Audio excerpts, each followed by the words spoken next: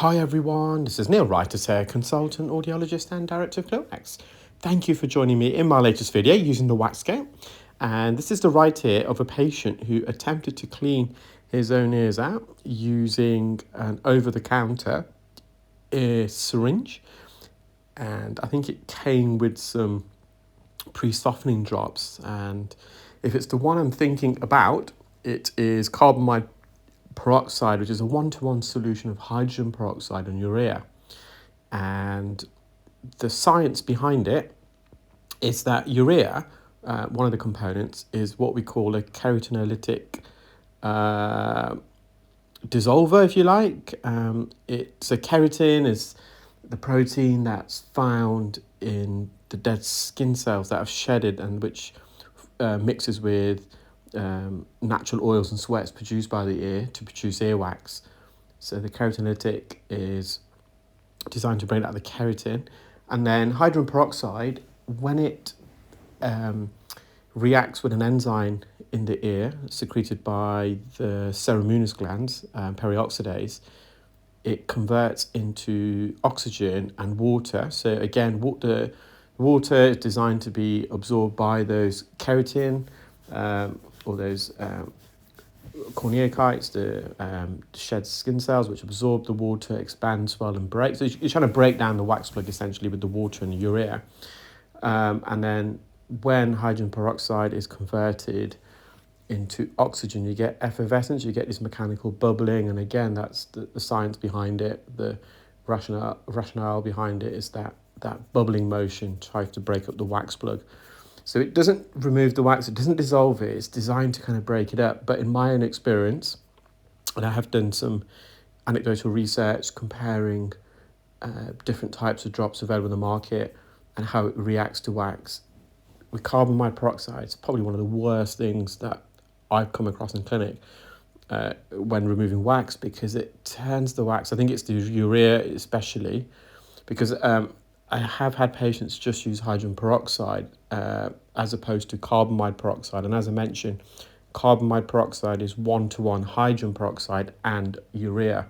And it's interesting, the net result of the texture of the wax is completely different between the two compounds. So I think it's the urea, and it turns it into a very mushy mashed potato. I've used that analogy a few times in my videos. Consistency, it's very difficult to remove. It keeps blocking the suction probe, it's wet and it's sticky, and we've got evidence of that in here. So not only did they use the carbamide peroxide drops, if I'm correct, in what I believe they brought over the counter from what they described, they couldn't remember themselves exactly which particular one they got. But then they attempted to flush out the water themselves using one of these kind of syringes. It's got a kind of a nozzle which kind of sprays so it's not a direct line into the eardrum, it kind of sprays it from the sides, and they instantly felt like their symptoms got worse. And you can see it's wet, it's slimy. I've put some oil in myself, because when the wax does become this kind of mushy consistency, putting some fresh medical grade olive oil spray in the ear without allowing it to penetrate and sit for too long, because that will kind of in itself make it too wet and mushy. But when you've got fresh oil, when you suction, the oil kind of fills in the gaps between the loose wet wax, and it's designed to coagulate it. So it does work really, really well with soft, wet, runny wax, as it also does with harder wax. And they've really managed to lodge it. It's really stuck so the outer half came out quite without much resistance, but this bit here, it's lodged right up against the eardrum, beyond the isthmus. So the isthmus is a narrowing. We have two in the ears. So the ear canal narrows and then it widens, and if the wax plug fills the wider part, when you're trying to bring it through the narrow section directly in front of it, it can be challenging. So this is literally about 0.5 centimetre in front of the eardrum. I'm just trying to break it up, loosen it, because it is large, just going around the edges. Got to be careful because we're on the bony part of the ear canal. This patient did present with ear pain as well after they attempted to remove the wax themselves, so just got to be wary of that. So I'm just using this rocking motion. You can see there's a few hairs in the wax here. It's slightly matted, and you shouldn't get hair that's that deep in the ear. The hairs You can see at the entrance, the outer third, that's where they are supposed to be. That's because the hair follicles are located on the outer third of the ear canal. The outer third is made up of cartilage. It has 3 layers. There's a skin lining the cartilage. You have the epidermal layer, the dermis layer, which is the middle layer where you find the hair follicles, as well as collagen, elastin, blood vessels, etc. Then you've got the deepermost layer of the skin, the subcutaneous layer or hypodermis, and that's the layer of fatty tissue, if you like. Whereas the inner 2/3 of the ear canal, the bony part, you only have the epidermal layer of skin, the outermost layer, so there's no hair follicles there. So if you ever see hairs deep in the ear, you kind of know it's been forced in there one way or another. So it is starting to break up a little bit. I'll just put some more oil in. So yeah, with the carbamide peroxide, it kept blocking the suction probe. So we're in there vacuuming and then it clogs up the suction tip. So I'm just having to come out on a few occasions, unblock it.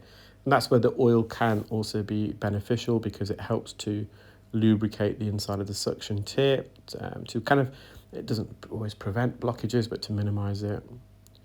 So I think I'm going to go a bit to the right-hand side now. This is the anterior recess. So the wax is lodged here. So not only does the ear canal narrow and widen, it predominantly widens on the front part of the ear canal. So in the case of the right, it'll be the right side, vice versa for the left.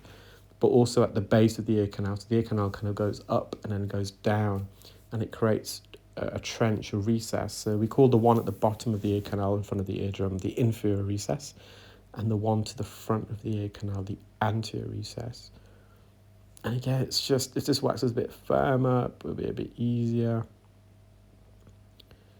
You can see that soft layer just below the suction tip a bit deeper.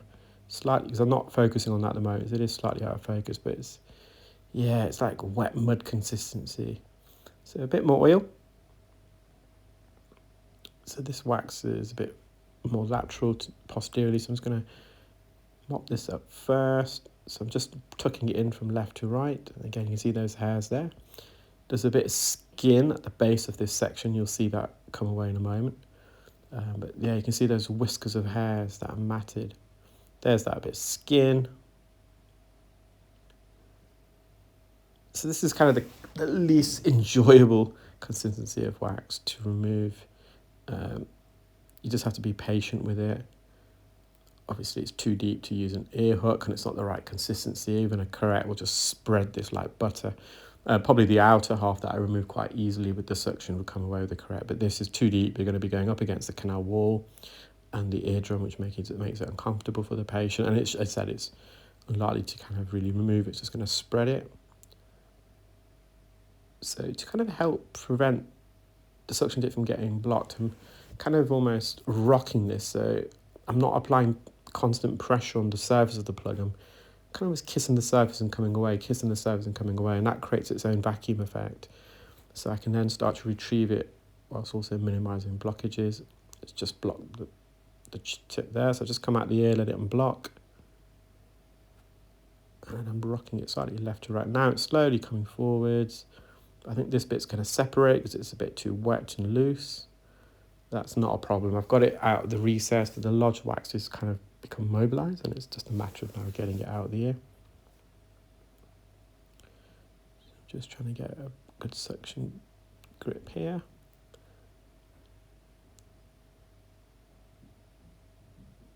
Okay, you can see I'm almost using this flicking motion. I'm going to the wax and coming away, going to the wax, coming away. But even then, it keeps blocking the tube.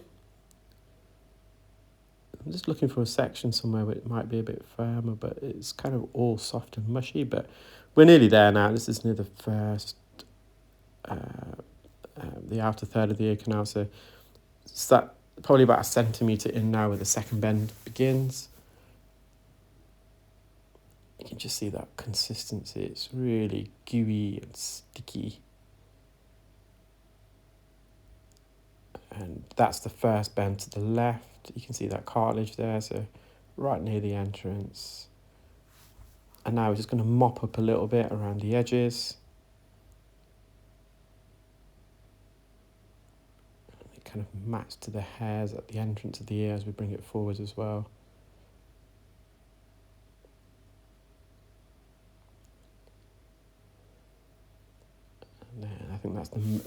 That is a little bit left, that breakaway. So but after that, we're going to just mop up around the edges, and then we'll get a good look at the eardrum.